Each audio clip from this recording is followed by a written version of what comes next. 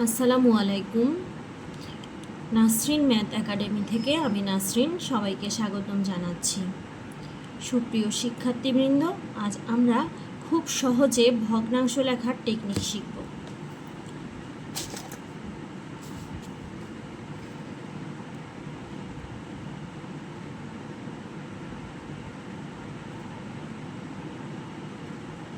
তোমরা দেখতে পাচ্ছ আমি এখানে একটি বক্স এঁকেছি। এবার এটিকে আমি কয়েকটি ভাগে বিভক্ত করব।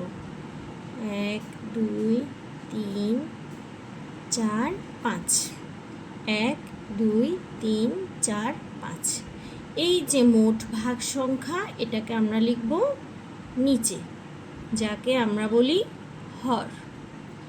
এখান থেকে আমি যদি তোমাকে বলি 2 অংশ রং করো, রং করে দিচ্ছি।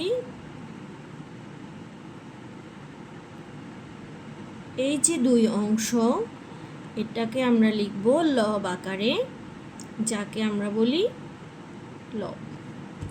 তাহলে আমরা দেখতে পেলাম ভগ্নাংশের মোট যতটুকু অংশ সেটাকে আমরা হর আকারে প্রকাশ করব, আর আমরা যতটুকু অংশ নিয়ে কাজ করব তাকে আমরা লব আকারে প্রকাশ করব। এবার চলো আমি একটা ভগ্নাংশ দেই, সেটাকে আমরা কিভাবে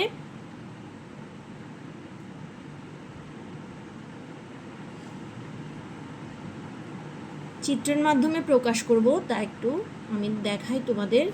এখানে নিচে দেওয়া আছে কি 4, তাহলে আমরা মোট 4 ভাগ করে নেব। 2 3 4।